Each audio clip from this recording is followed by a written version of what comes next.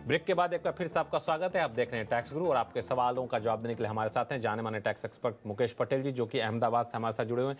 मुकेश जी, हम लोग पिछले ब्रेक पर जाने से पहले पुणे के एक दर्शक का सवाल लिया था, तो मैं सोचा कि एक बार फिर से पुणे से सवाल आया, उसको क्यों ना ले लिया जाए, ताकि पुणे के दूसरे वासिंदे ये ना कहें कि मेरा सवाल नहीं लिया गया। तो ये प्रवीण वर्मा जी का सवाल है, पुणे से ही सवाल आया है और इन्होंने ईमेल के जरिए सवाल पूछा है। इनका कहना है कि विदेशी इनकम में भारत में जब टैक्स का कैलकुलेशन होता है तो क्या टैक्स स्लैब एक ही है कि अलग टैक्स स्लैब है। तो मुझे ये समझ में आ रहा है कि इनको कुछ विदेशी इनकम हो रही है अच्छी खासी, अब वो जानना चाहते हैं कि यहाँ पे टैक्स देना पड़ेगा, क्या देना पड़ेगा, तो क्या हिसाब किताब होगा।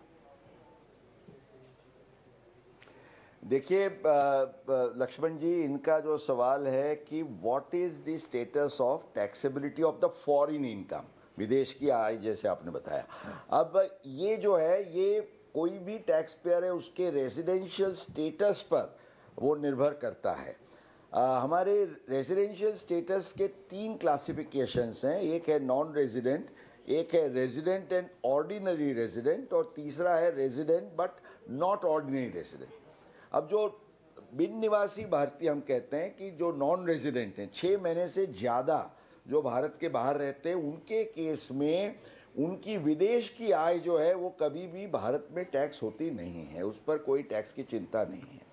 पर अगर आप रेजिडेंट एंड ऑर्डिनरी रेजिडेंट हैं, जैसे अगर प्रवीण जी अपनी खुद की बात करते हैं, तो उनकी विदेश की आय भारत में टैक्स होगी और भारत के अप्रोप्रिएट टैक्स रेट्स, इसके लिए कोई अलग टैक्स रेट्स नहीं है, हमारे टैक्स रेट के आधार से ही वो टैक्स होगी।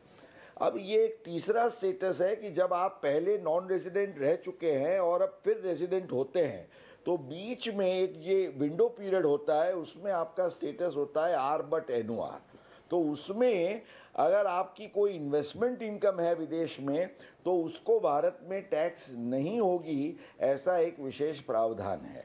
तो ये लक्ष्य में रखते हुए प्रवीण जी को अपना प्लानिंग करना होगा। ये जो अलग अलग कैटेगरी मुकेश पटेल जी ने बताया प्रवीण जी, इसका आप ध्यान रखिए। अब देखिए कि आप किस कैटेगरी में आते हैं, आपकी आमदनी किस कैटेगरी में आती है, उसके हिसाब से आपके ऊपर टैक्स की देनदारी बनेगी। अगर फिर से आपको अभी भी कोई उलझन हो तो आप फिर से हमें लिख सकते हैं। आप मोबाइल नंबर ज़रूर दीजिएगा ताकि उस पर हम संपर्क करें और आपको लाइव बात करा सकें अपने एक्सपर्ट से, ताकि आपकी पूरी उलझन 100% दूर की जा सके। मुकेश जी, आपका बहुत बहुत शुक्रिया हमारे सभी सवालों का जवाब देने के लिए। टैक्स गुरु में फिलहाल इतना ही। आपके पास कोई भी सवाल हो, चाहे इनकम टैक्स से जुड़ा हुआ हो या फिर जीएसटी से, आप हमें लिख भेजिए tax@moneycontrol.com पर, और आप अपने सवाल के साथ अपना नाम और मोबाइल नंबर लिखना ना भूलें ताकि हम आपसे संपर्क कर सकें। टैक्स गुरु में फिलहाल इतना ही। देखते रहिए CNBC आवाज। नमस्कार।